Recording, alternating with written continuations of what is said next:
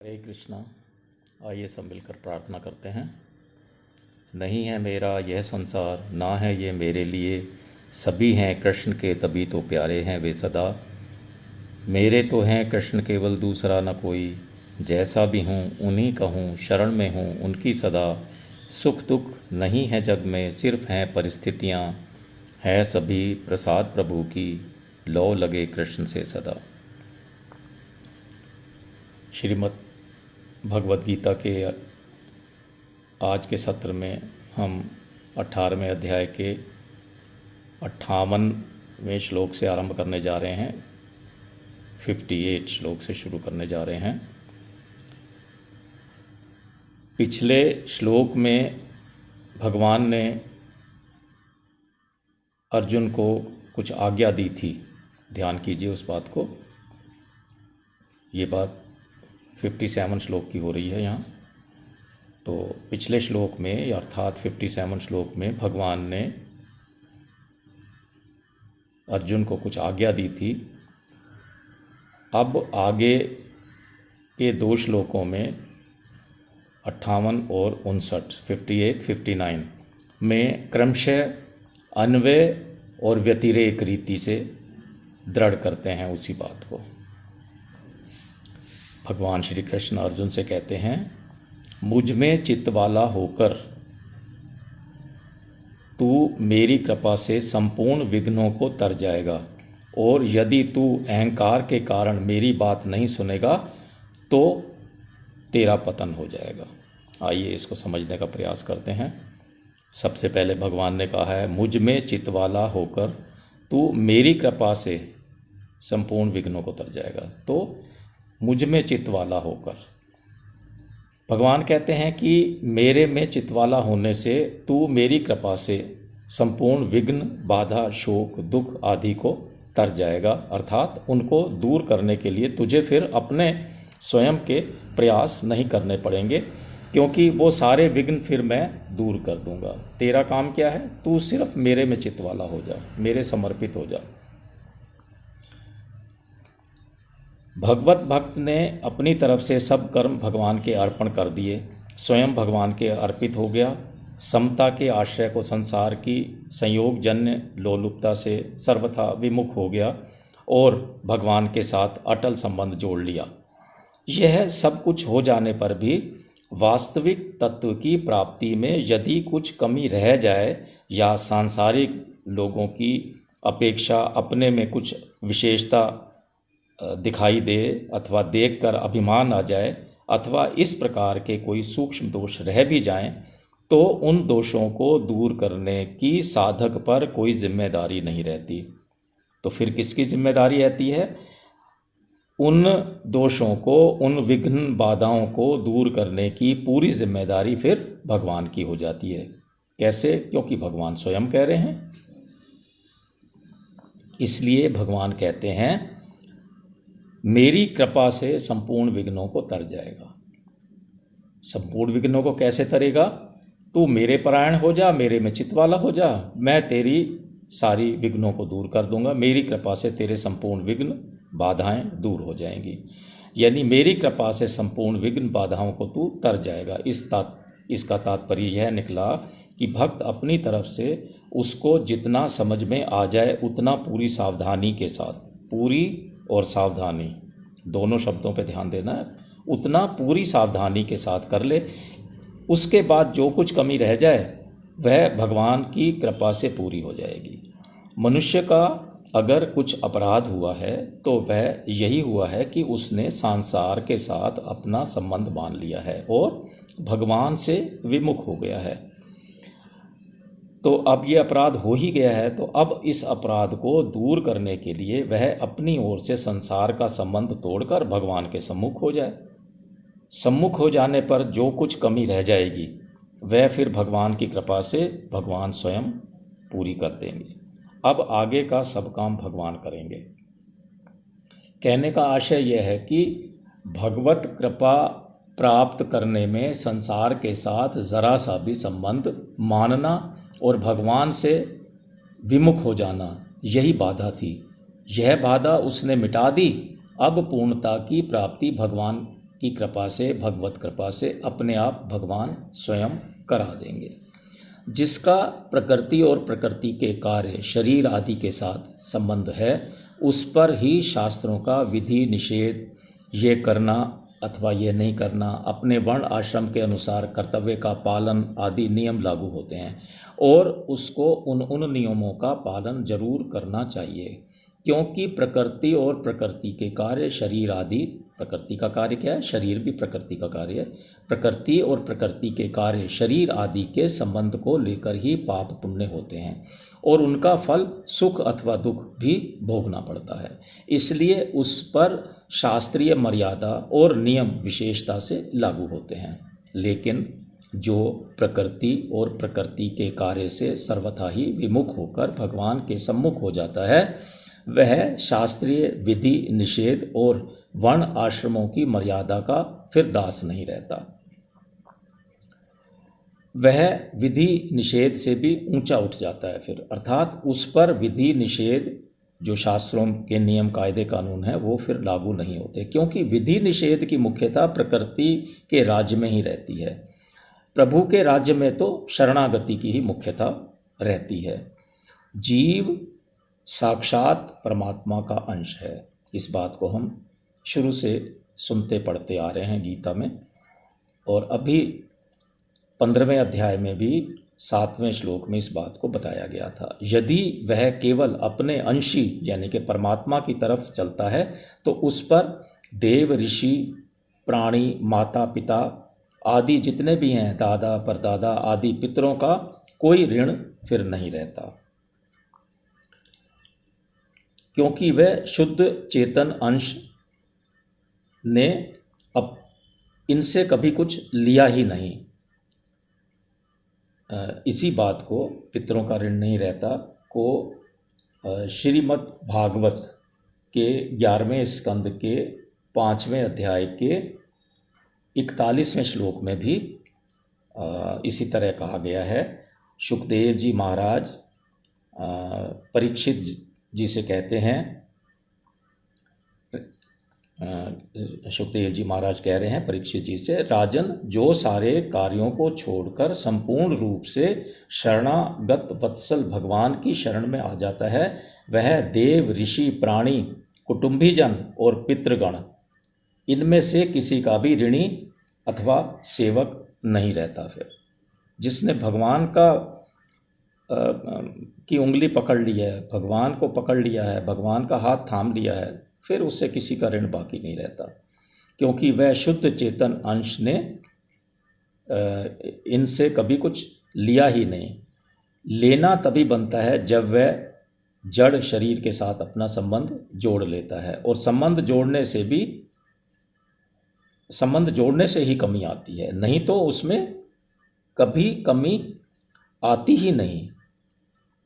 जैसा कि दूसरे अध्याय के 16वें श्लोक में भी इसी बात को बताया गया था। जब उसमें कमी कभी आती ही नहीं तो फिर वह उनका ऋणी कैसे बन सकता है? यही संपूर्ण विघ्नों को तरना है, संपूर्ण बाधाओं को तरना है, पार करना है। साधन काल में जीवन निर्वाह की समस्या, शरीर में रोग आदि अनेक विघ्न बाधाएं आती हैं, परंतु उनके आने पर भी भगवान की कृपा से सहारा रहने से, भगवान की कृपा का सहारा रहने से साधक विचलित नहीं होता। उसे तो उन विघ्न बाधाओं में भगवान की विशेष कृपा ही दिखाई देती है, इसलिए उसे विघ्न बाधाएं बाधा रूप से दिखाई ही नहीं देती, बल्कि कृपा रूप से ही दिखाई देती हैं, भगवत रूप से ही दिखाई देती हैं। भगवान पधारे हैं इस रूप में, बुखार भी हो रहा है तो भगवान पधारे हैं इस रूप में। पारमार्थिक साधन में विघ्न बाधाओं के आने की तथा भगवत प्राप्ति में आड़ लगने की संभावना रहती है। इसके लिए भगवान कहते हैं कि मेरा आश्रय लेने वाले के दोनों काम मैं कर दूंगा, अर्थात अपनी कृपा से साधन की संपूर्ण विघ्न बाधाओं को भी दूर कर दूंगा और उस साधन के द्वारा स्वयं की अपनी प्राप्ति भी करा दूंगा। दोनों काम फिर मैं ही करा दूंगा। भगवान अत्यधिक कृपालुता है भगवान की, भगवान अत्यधिक कृपालु हैं। इस कारण आत्मीयतापूर्वक अर्जुन से भगवान कह रहे हैं, क्या कहते हैं कि मैंने जो कुछ कहा है उसे न मानकर अगर अहंकार के कारण, अर्थात मैं भी कुछ कर जानता हूँ, मैं भी कुछ कर सकता हूँ, या मैं कुछ कर लूँगा, मैं भी कुछ समझ सकता हूँ, आदि जो भाव आते हैं अहंकार के कारण, आदि भावों के कारण तू मेरी बात नहीं सुनेगा, मेरे इशारे के अनुसार या मेरे कथनानुसार नहीं चलेगा, मेरा कहना नहीं मानेगा, तो फिर क्या होगा? वो भी भगवान ने स्पष्ट कह दिया है कि फिर तेरा पतन हो जाएगा, फिर मेरी कोई जिम्मेदारी नहीं है। हालांकि अर्जुन के लिए यह किंचित मात्र भी संभव नहीं है कि वह भगवान की बात न सुने अथवा ना माने, ऐसा तो संभावना बिल्कुल भी नहीं है। फिर भी भगवान कहते हैं कि अगर तू मेरी बात नहीं सुनेगा तो फिर तेरा पतन हो जाएगा। तो ये कहने का तात्पर्य यह है कि अगर तू अज्ञता, अज्ञानता, अनजानेपन में मेरी बात न सुने अथवा किसी भूल के कारण ना सुने, तो यह सब तो माफ़ी के लायक है, ये तो क्षम्य है। परंतु यदि तू अहंकार से मेरी बात नहीं सुनेगा तो फिर तेरा पतन निश्चित है, क्योंकि अहंकार से मेरी बात ना सुनने से तेरा अभिमान बढ़ जाएगा, जो संपूर्ण आसुरी संपत्ति का जड़ है, संपूर्ण आसुरी संपत्ति का मूल है। पहले हमने चौथे अध्याय में भगवान से ये सुना, भगवान ने ऐसा कहा कि स्वयं अपने श्रीमुख से भगवान ने ये कहा है चौथे अध्याय के 3 श्लोक में कि तू मेरा भक्त और प्रिय सखा है। अर्जुन से शुरू से कहते आ रहे हैं ये बात कि तू मेरा, अलग अलग शब्दों में कहा है।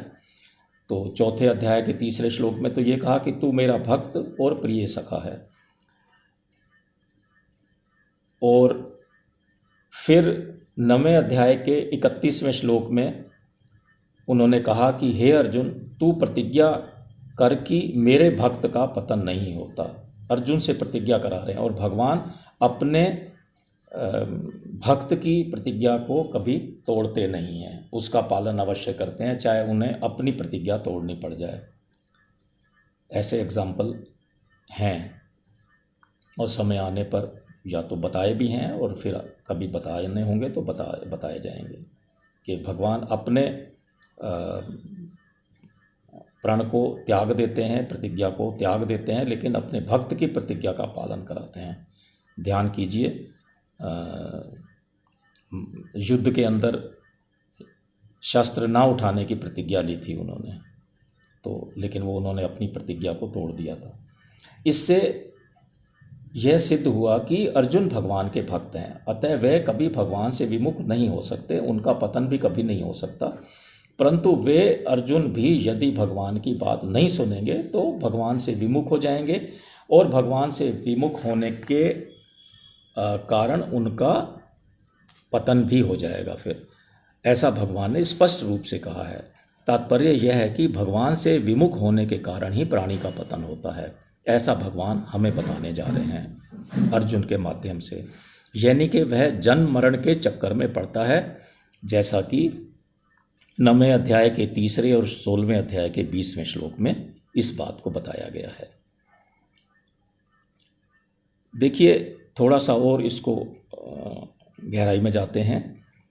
इसी अध्याय के यानी 18वें अध्याय के 56 श्लोक में, 56वें श्लोक में भगवान ने फर्स्ट पर्सन अथवा प्रथम पुरुष के शब्दों का प्रयोग करके सामान्य रीति से सबके लिए कहा कि मेरी कृपा से परम पद की प्राप्ति हो जाती है। ये बात सबके लिए थी।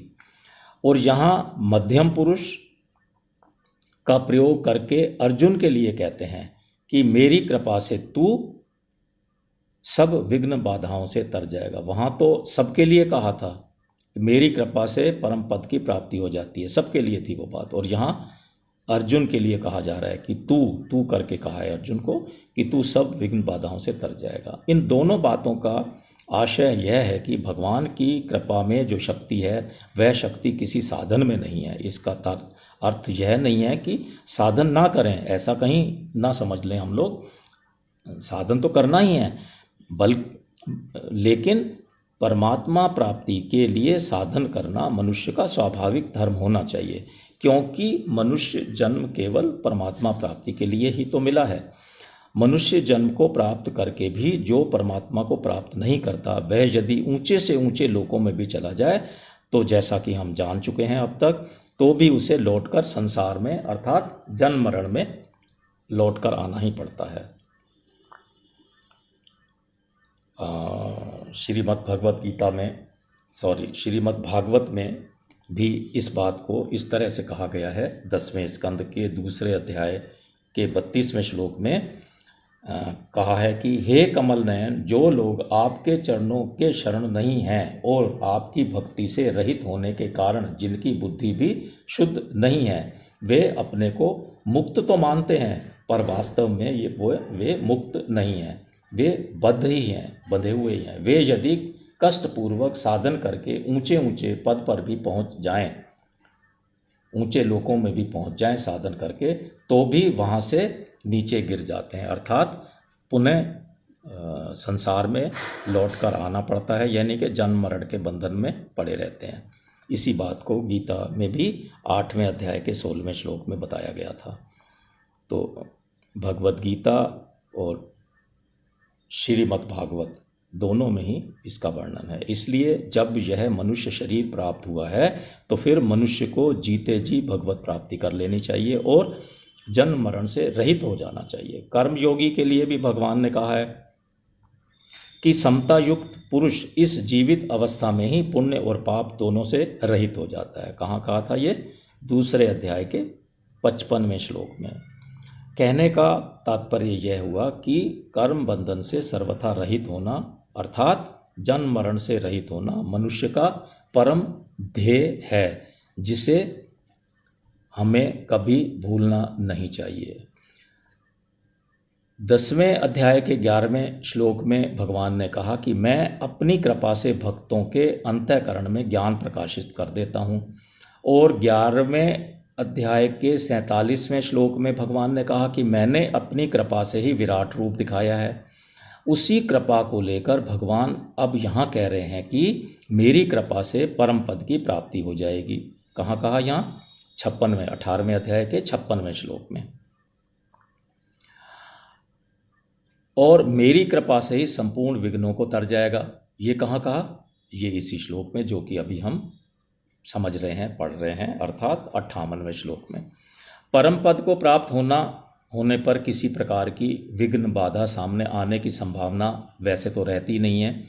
फिर भी संपूर्ण विघ्न बाधाओं को तरने की बात कहने का तात्पर्य यह है कि अर्जुन के मन में यह भय बैठा था कि युद्ध करने से मुझे पाप लगेगा, युद्ध के कारण कुल परंपरा नष्ट हो जाएगी, पितरों का पतन हो जाएगा, इस प्रकार अनर्थ परंपरा बढ़ती चली जाएगी। हम लोग राज्य के लोभ में आकर इस महान पाप को करने के लिए तैयार हो गए हैं। ध्यान कीजिए, ये सब हम शुरू में ही पढ़ चुके हैं, पहले दूसरे अध्याय की बातें हैं ये। इसलिए मैं शस्त्र छोड़कर बैठ जाऊं और धृतराष्ट्र के पक्ष के लोग मेरे को मार भी दें तो भी मेरा कल्याण ही होगा। पहले अध्याय के 36वें से 46वें श्लोक तक की बातें हैं ये। इन सभी बातों को लेकर और अनेक जन्मों के दोषों को लेकर भगवान श्री कृष्ण अर्जुन से कहते हैं कि मेरी कृपा से तू सब विघ्नों को तर जाएगा। यानी कि जितने पापों की तू बात कर रहा है, ये पाप तुझे फिर नहीं लगेंगे, इन पापों को तू तर जाएगा। भगवान ने बहुवचन में बात की है दुर्गुणों को, तो उसके साथ भी उन्होंने एक शब्द और जोड़ा है, सब, यानी कि सब दुर्गुणों को कहा है। इसका तात्पर्य यह है कि मेरी कृपा से तेरा जरा सा भी पाप नहीं रहेगा। जितने दुर्गुण हैं सबके सब दुर्गुणों से तू तर जाएगा, कोई भी बंधन नहीं रहेगा और मेरी कृपा से सर्वथा शुद्ध होकर तू परम पद को प्राप्त हो जाएगा। भक्त का काम केवल भगवान का आश्रय लेना है, बस इतना सा ही करना है, भगवान का चिंतन करना है, फिर उसके सब काम भगवान ही करते हैं। भगवान स्वयं कह रहे हैं ये बात। भगवान भक्त पर विशेष कृपा करके उसके साधन की संपूर्ण विघ्न बाधाओं को भी दूर कर देते हैं। कोई अगर रुकावट अड़चन आती है भगवत प्राप्ति में तो उनको भी वो दूर कर देते हैं और अपनी प्राप्ति भी करा देते हैं, दोनों काम करवा देते हैं। 9वें अध्याय का 22वां श्लोक ध्यान कीजिए। इसलिए ब्रह्म सूत्र में ऐसा कहा गया है 3.4.38 में, ब्रह्म सूत्र में, भगवान की भक्ति का अनुष्ठान करने से भगवान का विशेष अनुग्रह होता है। वास्तव में मनुष्य पर भगवान की बहुत बड़ी कृपा तो है ही, पर भगवान का आश्रय लेने से भक्त को उसका विशेष अनुभव भी होता है। इस प्रकार हमने 18वें अध्याय के 58 श्लोक 58वां श्लोक समझने का प्रयास किया। आइए अब हम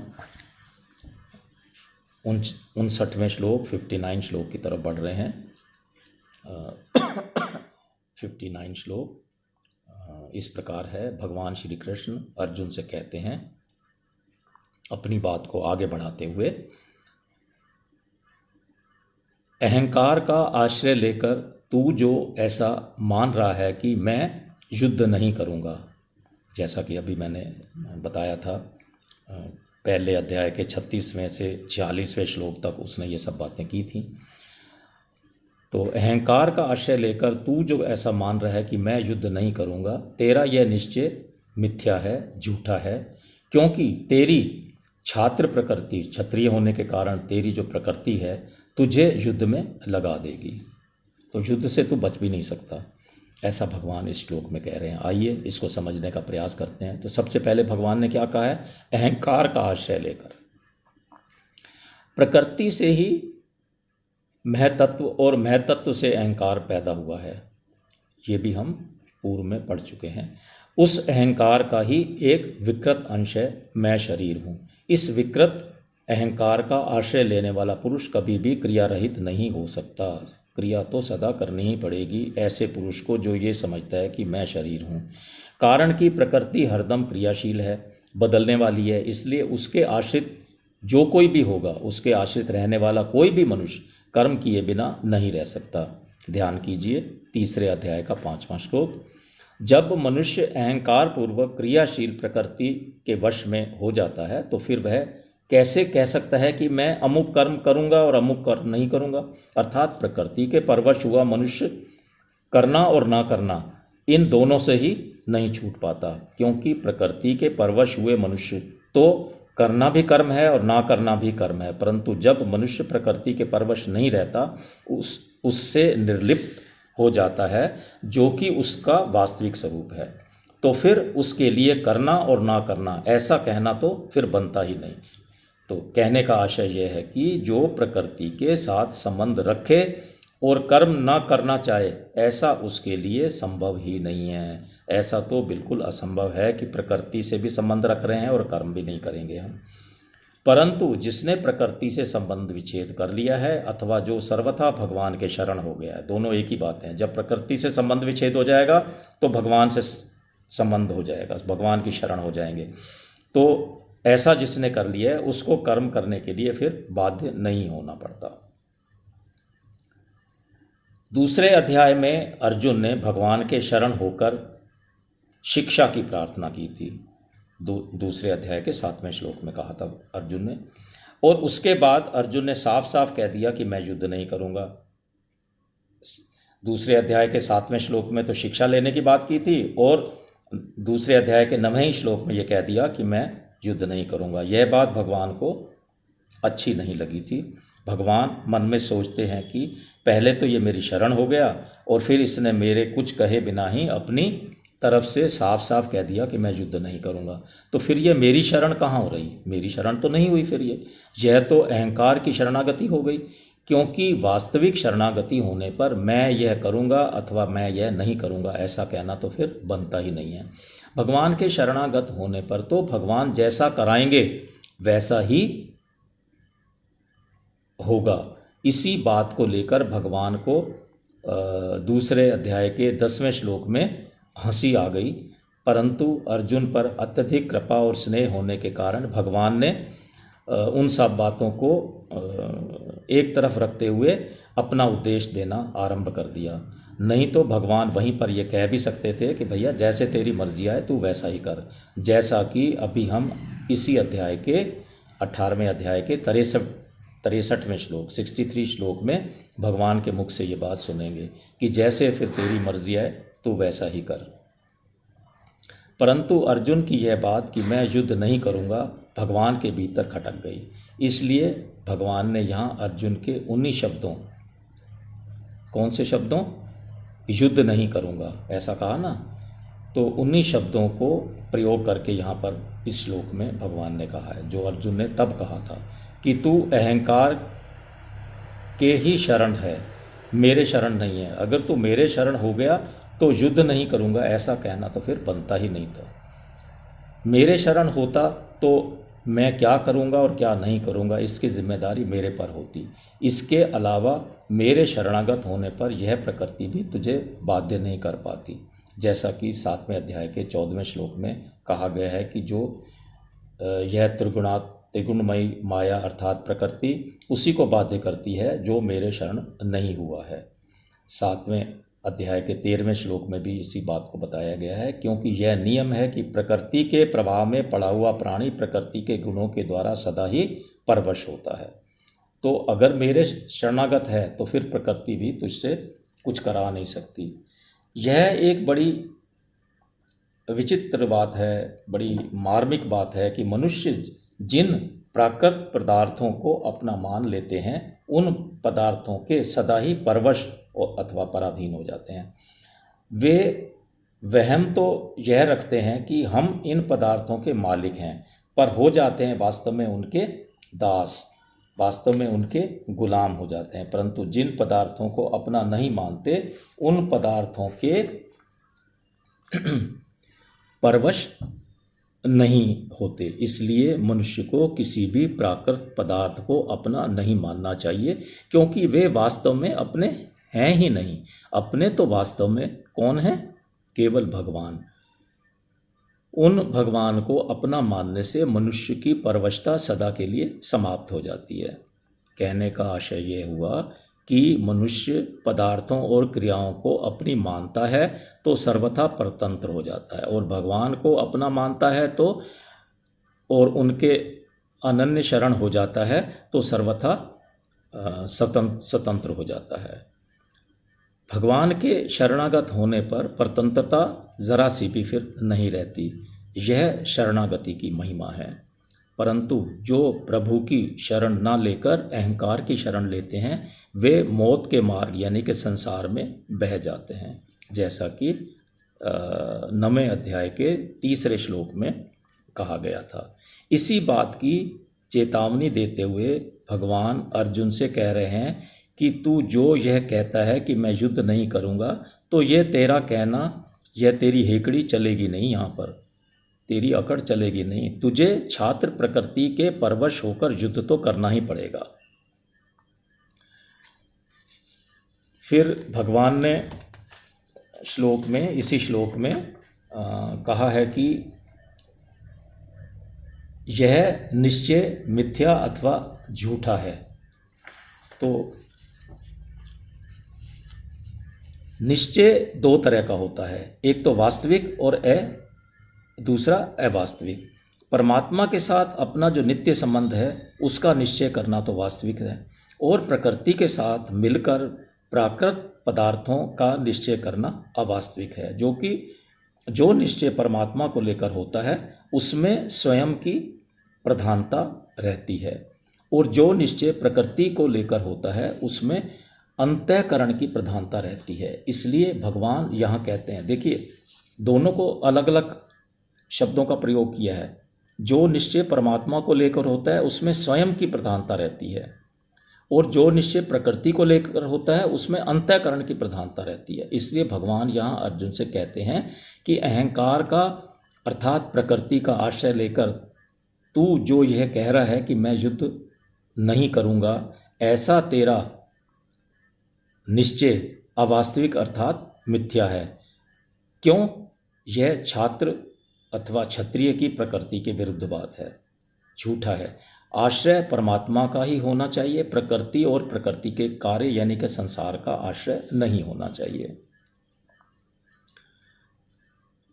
यदि मनुष्य यह निश्चित कर लेता है कि मैं परमात्मा का हूँ और मुझे केवल परमात्मा की तरफ ही चलना है, तो उसका यह निश्चय वास्तविक अर्थात सत्य है, नित्य है। यह निश्चय की महिमा, इस निश्चय की महिमा भगवान ने 9वें अध्याय के 30वें श्लोक में बताई है कि अगर दुराचारी से दुराचारी मनुष्य भी अनन्य भाव से मेरा भजन करता है तो उसको दुराचारी नहीं मानना चाहिए। ध्यान कीजिए उस श्लोक को, बल्कि साधु ही मानना चाहिए, क्योंकि वह वास्तविक निश्चय कर चुका है कि मैं भगवान का हूँ। तो उसके जितने दुराचार थे वो भगवान स्वयं फिर मिटा देते हैं और ये मान लेता है कि मैं भगवान का हूँ और भगवान का ही भजन करूँगा। तो वो जितने दुराचार थे उसके वो फिर समाप्त हो जाते हैं। तो उससे भगवान ने कहा है कि उसे तो साधु ही समझना चाहिए, मानना चाहिए। भगवान ने श्लोक में फिर कहा कि तेरी छात्र प्रकृति, तेरा क्षत्रिय धर्म जो है तुझे युद्ध में लगा ही देगा, तू बच नहीं सकता किसी तरह से भी। मेरा कहना नहीं मानेगा तो तेरा धर्म तेरा काम करा देगा।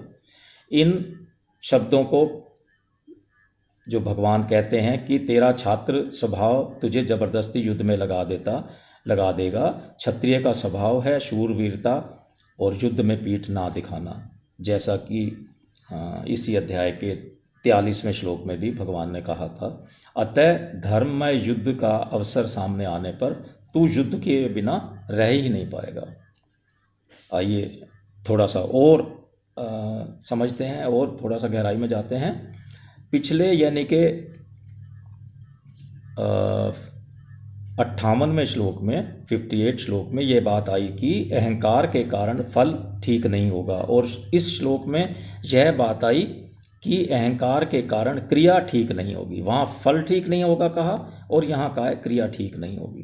कहने का आशय यह है कि सुनने या न सुनने से पतन नहीं होगा, बल्कि अहंकार के कारण पतन होगा। कर्म करना या ना करना बाधक नहीं है, लेकिन बल्कि अहंकार बाधक है। भगवान ने कहा कि मैं अपनी प्राप्ति करा दूंगा और तेरे विघ्नों को भी दूर कर दूंगा। कहाँ कहा ये? अभी कहा है, इसी अध्याय के 56 से 58वें श्लोक की बातें हैं ये, आपको ध्यान होंगी बिल्कुल।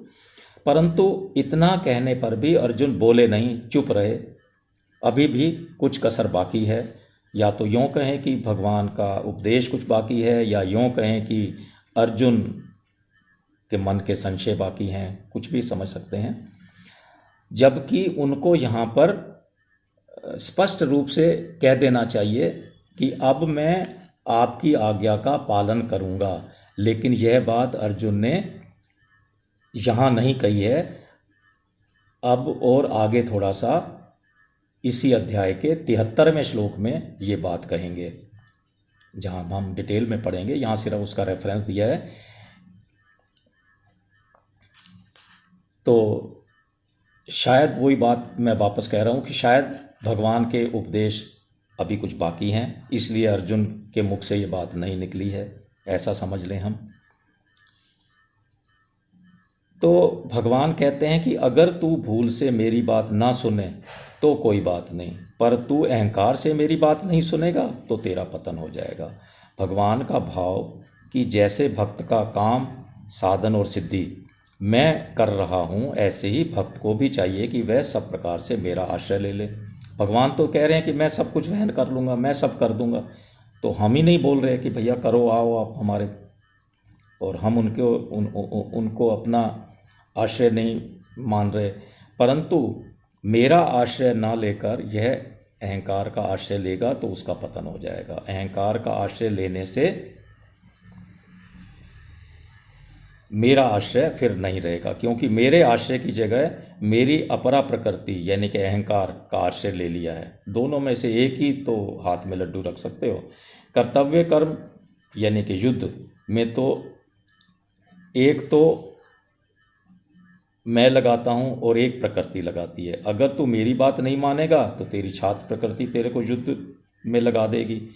प्रकृति लगाएगी तो जिम्मेदारी फिर तेरी होगी। मेरी बात सुनकर कर्तव्य में लगेगा तो जिम्मेदारी फिर मेरी होगी। तेरी जिम्मेदारी होने से तू बद्ध हो जाएगा और मेरी जिम्मेदारी होने से तू मुक्त हो जाएगा। इस प्रकार हमने 59वें श्लोक 59 श्लोक को समझने का प्रयास किया। आज का सत्र हम यहीं तक ही रखते हैं। इस सत्र के अंत में हम भगवान का नाम लेते हैं। आइए हम सब मिलकर भगवान का नाम लें। नाम संकीर्तनम यस्य सर्व पाप प्रणाशनम प्रणामो दुख शमनस्य तम नमामि हरिम परम। हरे कृष्णा हरे कृष्णा हरे कृष्णा।